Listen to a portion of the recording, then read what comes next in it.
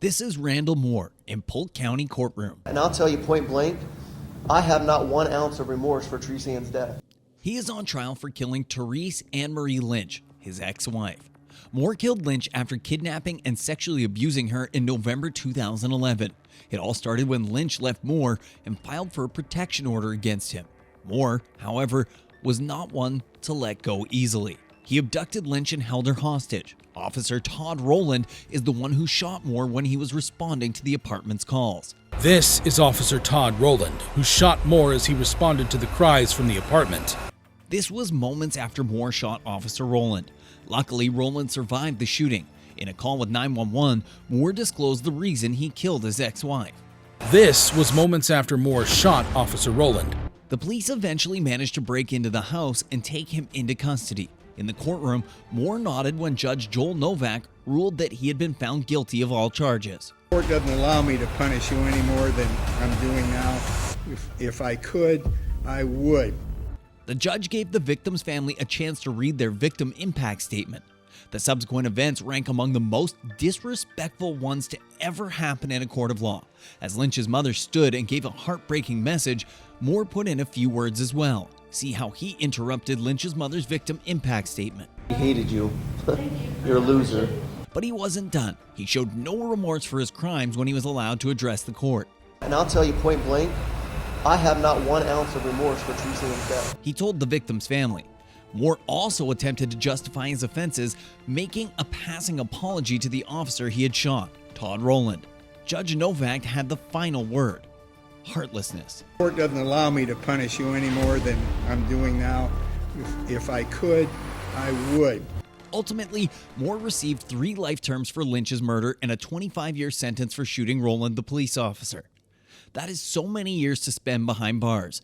But is it as bad as a life sentence without the possibility of parole, which was handed down to Ronnie O'Neal? If you think I'm here to play around with y'all, goddamn it, I'm not. This is Ronnie O'Neal. He is being charged with 2 murders in Riverview, Florida, where he shot his then-girlfriend, Camia Gamet, to death, after which he killed their own daughter too by continually hitting her with a hatchet. The daughter was only 9 years old. In addition, O'Neal stabbed their son, who was 8 years old, before watering the house with gasoline and lighting it on fire. O'Neal was taken into custody while escaping the burning house. Though he managed to escape, the son sustained severe burns and other injuries. The initial 911 call regarding the incident was made by O'Neal's girlfriend, who was heard screaming and abruptly hanging up. O'Neal made another call 8 minutes later. 911, what is your emergency? Hey, I just been attacked by some white demons inside Kiki. Kiki, her name is Kiki, and she tried to kill me. What's she at? Huh? O'Neal was deemed fit to represent himself in court following the arrest. During the trial, he cross-examined his now 12-year-old son, who he stabbed, to which the son explained everything that happened. It's good to see you, man. Good to see you too. Did I hurt you that night of this incident? Yes, I did. And how did I hurt you? you stabbed me. He further alleged that the prosecution had fabricated evidence. Because he's playing a fraudulent damn recording of me beating Kenyatta Barron. I did kill Kenyatta Barron. At his sentencing, during which he was found guilty, the judge stated that O'Neal's case was the worst she had ever seen. This is the worst case ever in my life, and I have seen some horrors. O'Neal added that he was not sorry for what he had done. I am not sorry for something I didn't do, and I am not sorry for the things I did do.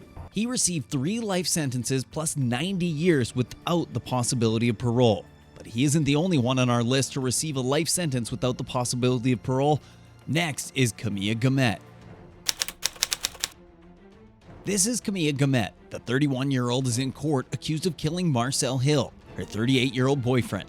In May 2018, when the couple was still living together in Michigan, Gamet lost her temper and attacked Hill. She broke everything in the flat and used different household items as weapons. The court heard that by the time the police came, after being called by the neighbors, Gamet was drenched in blood and Hill was already dead.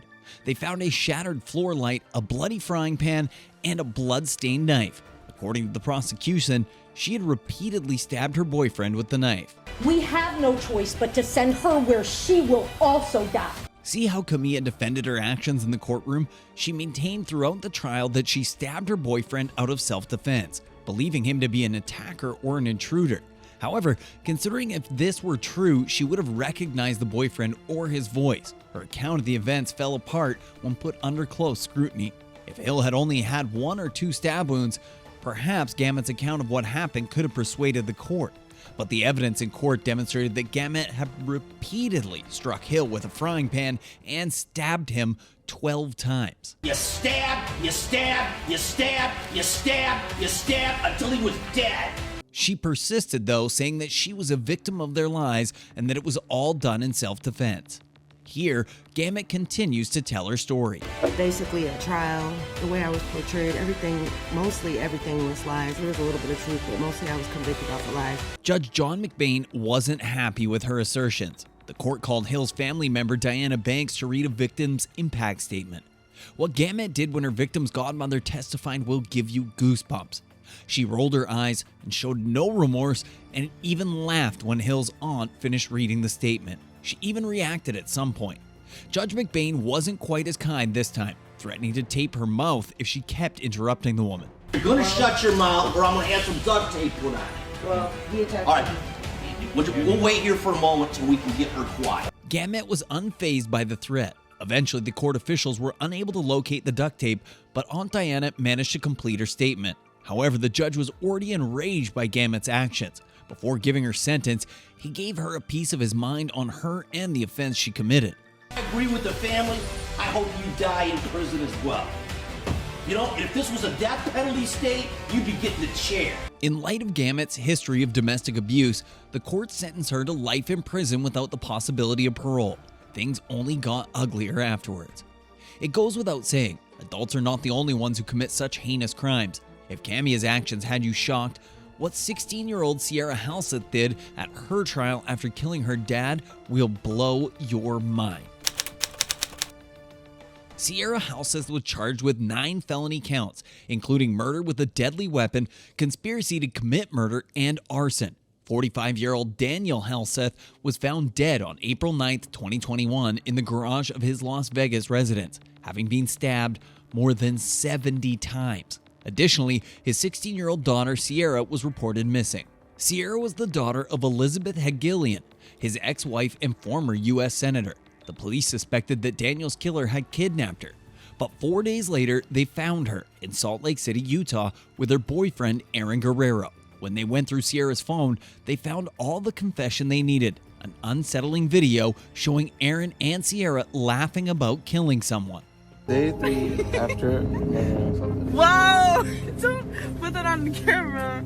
Additionally, investigators discovered evidence that the two had used Daniel's credit card to go on an extravagant shopping spree the day before his murder, purchasing items like bleach, folding pocket knives, a chainsaw, and a circular saw, all of which were later found covered in Daniel's blood back at his home. Sierra even received text messages from Daniel's mother inquiring why she couldn't reach him.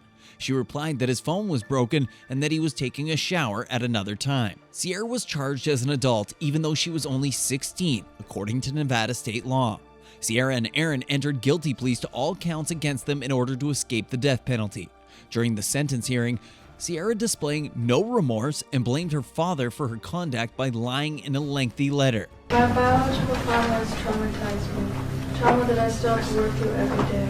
I've never had any problems and I've always been a positive influence. My biological father agreed with me. Not only did he hit me and put his hands on me, but he shaved me, touched me, sexualized me, slapped me, kissed me. She used strong language to describe him. My biological father abused drugs and alcohol. He forced others to drink. He drank heavily every day. However, when Aaron had a chance to respond, he genuinely apologized. Family. I have to start off by saying I'm sorry for what I did. I wish every day, single day that I could get my life straight easier. I wish I could do something for those who loved him. Daniel's family did not hold back at the victim impact statement reading. Our family wasn't able to choose their punishment, but they both should have gotten death. 20 years will never be enough for taking Gavin away from us. to hear my brother ask me to forgive, and to be honest, I'm not sure that's even possible. Daniel's mother thanked Aaron as she concluded her remarks. Thank you, Aaron. While Sierra watched indifferently, Aaron had been crying the entire time the statements were being read. Sierra and Aaron received life sentences with the possibility of parole after 22 years. Since then, Daniel's family has disowned Sierra, while the names of the other two children are listed on Daniel's gravestone.